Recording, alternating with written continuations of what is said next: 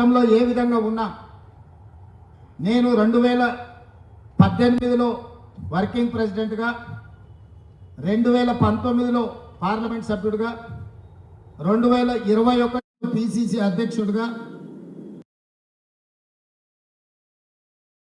రెండవ ముఖ్యమంత్రిగా బాధ్యత చేపట్టిన అంటే కాంగ్రెస్ పార్టీ బాధ్యత నుంచే నాకు ఈ ఎదుగుదల, ఈ ప్రమోషన్ వచ్చింది. ఈ వేదిక మీద చాలామంది అక్కడ ఉండే శ్రీహరి గారు కావచ్చు, చాలామంది ఆ వరుసలో సురేఖమ్మ గారు కావచ్చు, వీళ్ళందరూ జిల్లా పార్టీ అధ్యక్షులుగా రాణించారు కాబట్టి, పార్టీకి సేవలు అందించారు, ప్రజల్లో ఉన్నారు కాబట్టి పార్టీ ఈరోజు గుర్తించి వాళ్లకు, వాళ్ళ కుటుంబ సభ్యులకు ఈరోజు ఎమ్మెల్యేలుగా, ఎంపీలుగా, మంత్రులుగా ఇవన్నీ బాధ్యతలు అప్పగించడం జరిగింది. నేను పిసిసి అధ్యక్షుడు అయినప్పుడు కొంతమంది ఫ్రంటల్ ఆర్గనైజేషన్ కానీ డిపార్ట్మెంట్స్కు బాధ్యత తీసుకోమంటే మా పెద్ద లీడర్లము, మేము రాష్ట్ర స్థాయి నాయకులము, జాతీయ స్థాయిలో మాకు గుర్తింపు ఉంది, మేము ఫ్రంటల్ ఆర్గనైజేషన్స్ డిపార్ట్మెంట్స్ చైర్మన్లుగా మేము బాధ్యత తీసుకోమని కొంతమంది తిరస్కరించారు. పర్వాలేదు అని ఆ రోజు ఎవరైతే ముందుకు వచ్చిన వాళ్ళకి ఆ రోజు బాధ్యత ఇచ్చినాం. ప్రభుత్వం వచ్చిన తర్వాత ఈరోజు ఇందులో చాలామంది ఉన్నారు, చాలామంది రాలేకపోయి ఉండొచ్చు. 65 మంది పార్టీలో వివిధ హోదాలలో పనిచేసిన ఎస్సీ, ఎస్టీ, బీసీ, మైనారిటీ, మహిళా, యూత్ కాంగ్రెస్, ఎన్ఎస్యుఐ ఎవరెవరైతే ఫ్రంటల్స్కు బాధ్యత వహించిండ్రో అందరినీ కార్పొరేషన్ చైర్మన్లుగా, ఎమ్మెల్సీలుగా, ఎమ్మెల్యేలుగా, ఎంపీలుగా టికెట్లు ఇచ్చి పార్టీ బాధ్యత మోసిన వాళ్ళకి ప్రభుత్వంలో భాగస్వామ్యం ఉంటుంది అని చెప్పి ఈరోజు నిర్ణయం తీసుకున్నాం. మిత్రుడు జగ్గారెడ్డి గారు ఓడిపోయిన నిర్మలా జగ్గారెడ్డి గారిని జిల్లా పార్టీ అధ్యక్షురాలుగా చేసింది కాబట్టి ఒక ఎమ్మెల్యేకు మంత్రి పదవి ఇవ్వకపోతే టీజీఐఎస్సీ చైర్మన్ ఇస్తాం.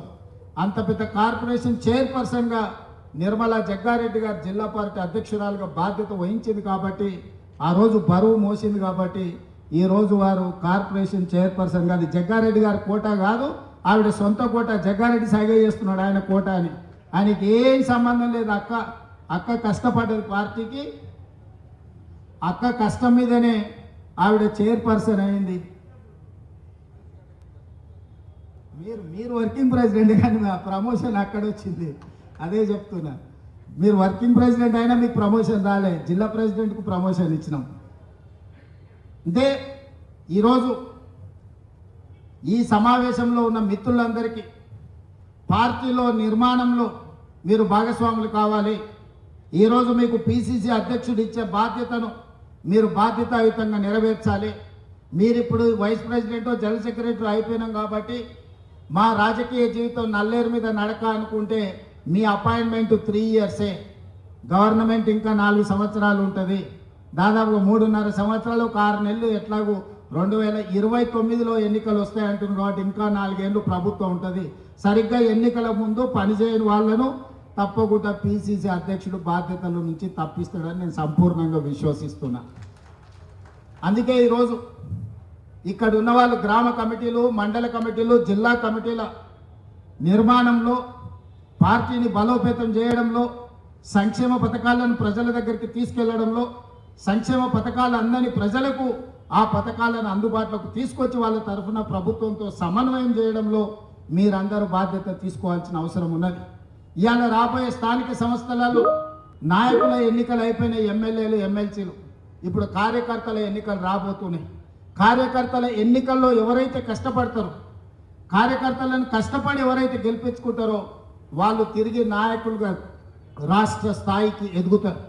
అందుకే ఈరోజు పార్టీ నిర్మాణంలో భాగస్వాములు కావాలి. స్థానిక సంస్థల ఎన్నికల్లో పార్టీ కార్యకర్తలను గెలిపించుకోవాలి. అప్పుడే పార్టీ బలోపేతం అవుతుంది. పార్టీ బలోపేతమైతే రెండవసారి కాంగ్రెస్ పార్టీ తిరిగి అధికారంలోకి వస్తుంది. రెండవసారి అధికారంలోకి రావడం మీ చేతుల్లోనే ఉంది. ఇవాళ ఈ వేదిక మీద నుంచి నేను ఒక్క మాట చెప్పదలుచుకున్న మిత్రులందరికీ, 94 నుంచి 2004 వరకు 2 సార్లు తెలుగుదేశం పార్టీ ఆనాడు అధికారంలో ఉన్నది. 2004 నుంచి 2014 వరకు ఆనాడు కాంగ్రెస్ పార్టీ 2 సార్లు అధికారంలో ఉన్నది. 2014 నుంచి 2023 వరకు టీఆర్ఎస్ 2 సార్లు అధికారంలో ఉన్నది. 2023 నుంచి 2033 వరకు 10 సంవత్సరాలు కాంగ్రెస్ పార్టీ తప్పకుండా అధికారంలో ఉంటుంది.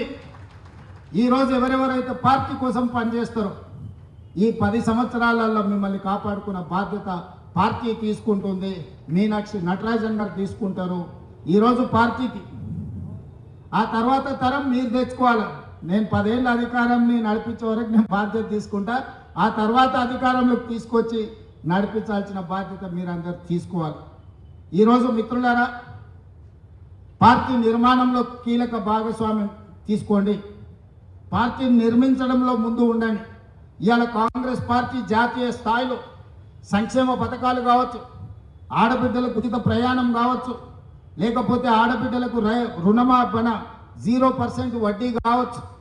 ఈరోజు నిరుద్యోగ యువకులకు సంబంధించి దేశంలోనే మొదటి సంవత్సరంలో 60,000 ప్రభుత్వ ఉద్యోగాలు ఇచ్చిన రాష్ట్రం ఏదైనా ఉంది అని అంటే అది తెలంగాణ రాష్ట్రం. మన కాంగ్రెస్ పార్టీ అధికారంలోకి వచ్చిన తర్వాతనే సాధ్యమైంది. 10 సంవత్సరాలు వాళ్ళు ఉద్యోగాలు ఇవ్వలే.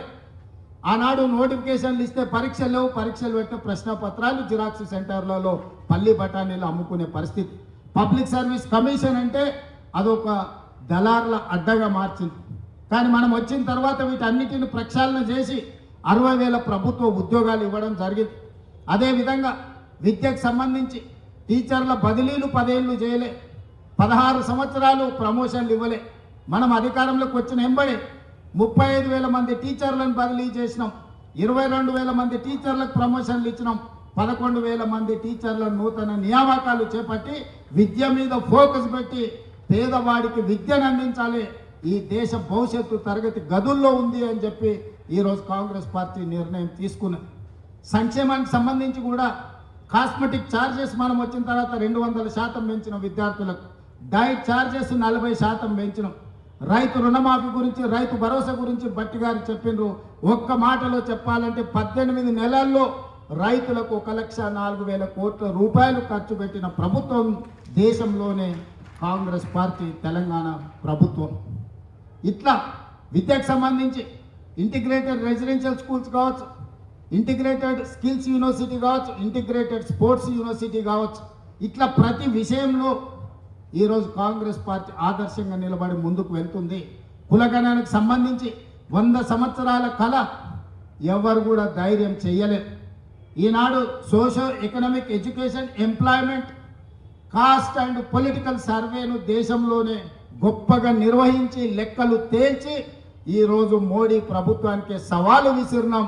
ఇవాళ రాహుల్ గాంధీ గారు పార్లమెంట్లో తెలంగాణ మోడల్లో కులగణన చెయ్యాలని పోరాటం మొదలుపెట్టి మనం జంతర్ మంతర్లో ధర్నా చేస్తే కేంద్ర ప్రభుత్వం మెడలు వంచి ఈరోజు కేంద్ర ప్రభుత్వం ఇవాళ జనగణనలో కులగణన చేస్తామని చెప్పి కేంద్ర ప్రభుత్వం ముందుకు రావాల్సిన పరిస్థితి ఈరోజు మనం కల్పించినాం. అదేవిధంగా మాదిగ ఉపకులాల వర్గీకరణ మీకు తెలుసు. 30-35 సంవత్సరాల నుంచి పోరాటాలు చేస్తున్నారు వాళ్ళు. ఎంతోమంది అందులో ఎంతోమంది ఎన్నో త్యాగాలు చేసి అలాంటి సమస్యకు శాశ్వత పరిష్కారం చూపించి ఈరోజు ఎస్సీ ఉపకులాల వర్గీకరణను దేశానికి ఆదర్శంగా ఉండేటట్టు ఈరోజు తెలంగాణ ప్రభుత్వము నిర్వహించి ఈరోజు మనం ముందుకు వెళ్తున్నాం.